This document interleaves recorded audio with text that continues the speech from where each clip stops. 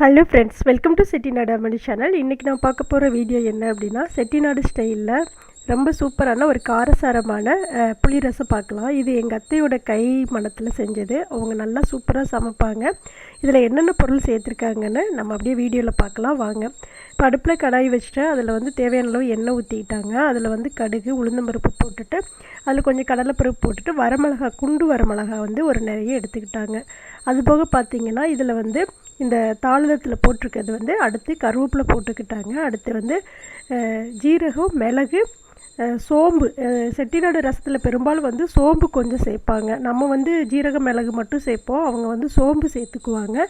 அதையெல்லாம் நல்லா தட்டிட்டு அது கூட பூண்டு வந்து நிறைய பூண்டு எடுத்துக்கிட்டாங்க. அதையும் தட்டிட்டு நல்லா கொத்தமல்லியை வந்து கட் பண்ணாமல் அப்படியே முழுசாக வந்து நல்லா தண்ணியில் கழுவிட்டு போட்டாங்க. போட்டுட்டு அதை எண்ணெயிலே வதக்கிட்டு அது கூட தேவையான அளவு மஞ்சத்தூள் சேர்த்துக்கிட்டாங்க. கொஞ்சம் மஞ்சத்தூள் வந்து அதிகமே போட்டாங்க. நல்ல ஒரு மூலிகை ரசம் மாதிரி ரொம்ப டேஸ்ட்டாக இருந்தது. அதில் வந்து ஒரு நெல்லிக்காய் சைஸ் அளவுக்கு புளி எடுத்துக்கிட்டாங்க. அதை நல்லா தண்ணியில் கரைச்சிட்டு அதுவும் சேர்த்துக்கிட்டாங்க. இதில் வந்து தக்காளி சேர்க்கலை. ஏன்னா வந்து அன்றைக்கி நிறைய நான்வெஜ்ஜு செஞ்சதுனால புளி ரசம் செய்ய சொன்னால் அவ்வளோ சூப்பராக செஞ்சுருந்தாங்க. அவங்க வந்து நல்ல ஒரு சமையல் மாஸ்டர். அதனால் அவ்வளோ டேஸ்ட்டாக இருந்தது இந்த ரசம். இதில் வந்து தேவையான அளவு தண்ணி சேர்த்துக்கிட்டாங்க. தண்ணி சேர்த்துட்டு உப்பு போடலை. அப்படியே வந்து அனல்லே வந்து அதை நுர பொங்குற வரைக்கும் அப்படியே விட்டுட்டாங்க.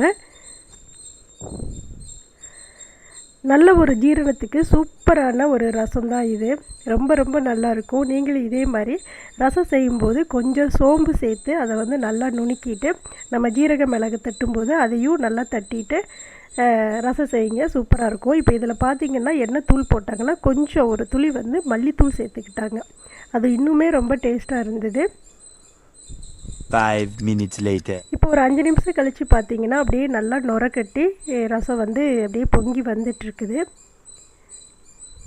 அதுக்கப்புறம் இதில் தேவையான அளவு உப்பு போட்டுக்கிட்டாங்க. ஏன்னா வந்து ரசம் வந்து நுர கட்டினதுக்கப்புறம் தான் உப்பு போடணும். நல்ல சூப்பரான செட்டிநாடு ஸ்டைலில் காரசாரமான புளி ரசம் ரெடி ஆயிடுச்சு. இந்த ரசம் எப்படி இருந்ததுன்னு உங்களுடைய கமெண்ட்ஸில் சொல்லுங்கள். எல்லோரும் இந்த ரசத்தை வீட்டில் செஞ்சு பாருங்கள். தேங்க்ஸ் ஃபார் வாட்சிங். நன்றி, வணக்கம்.